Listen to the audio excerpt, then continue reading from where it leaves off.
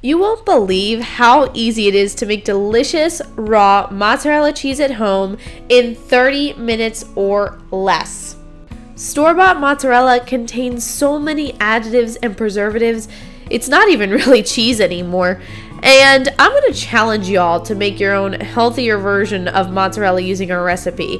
And if you end up using our recipe and you want to show it, make sure you tag us so that we can see it too. The recipe I'm going to share with you all today is for 1 gallon of milk. Even though I'm showing using 3, I wouldn't recommend doing more than 1 gallon if you're new to this.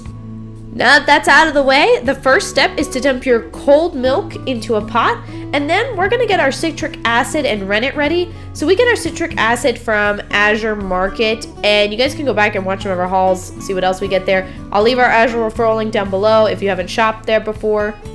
For 1 gallon of milk, you're going to measure out 8 grams of citric acid and then add 1 cup of water to that and stir it in until completely dissolved. Preferably, you'd want to use filtered water.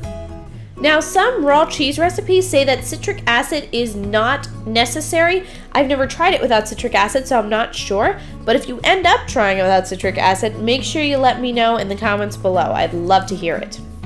While this recipe is for raw mozzarella cheese, you could alternatively use pasteurized milk. You would just want to make sure it's not ultra pasteurized or homogenized, and you would want it to be whole milk.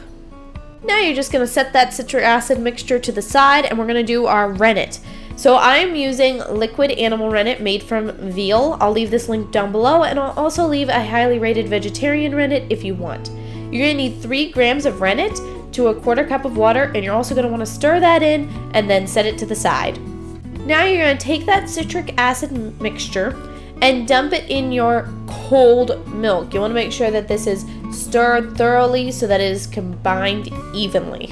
Now you're going to turn on the heat to medium-low, and you want to stir this occasionally. You want it to heat up real slow. You don't want this to heat up fast, and you want to keep heating it until it reaches 90 degrees Fahrenheit.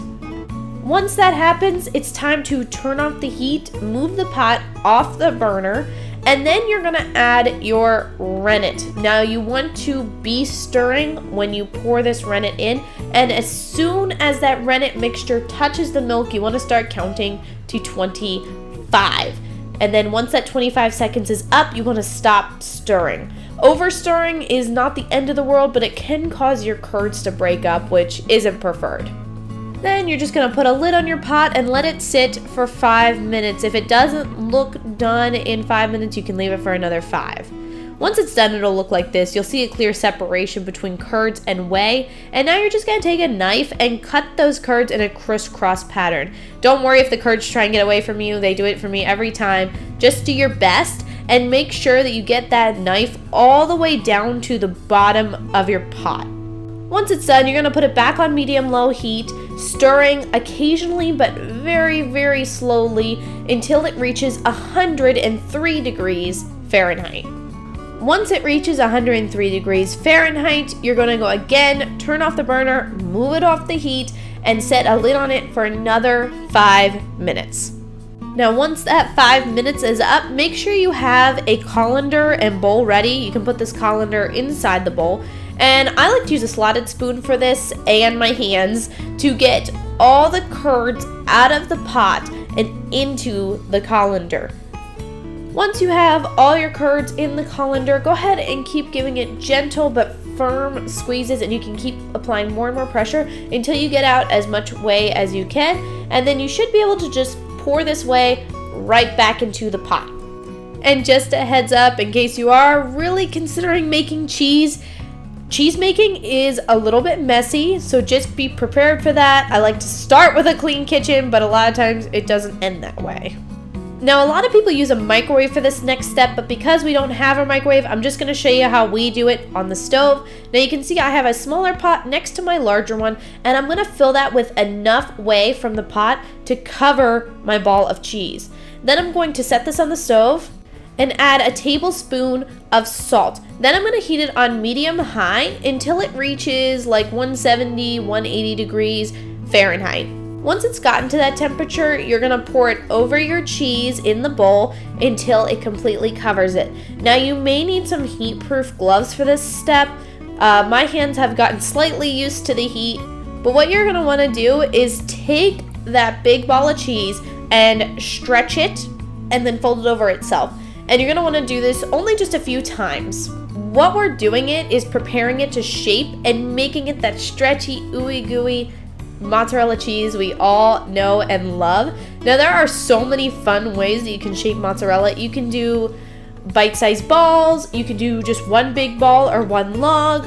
You can also make string cheese, and this would be where you would want to shape it into string cheese. So after stretching it and folding it, if you want to turn it into string cheese, all you have to do is pull off serving size pieces and stretch it and shape it into string cheese.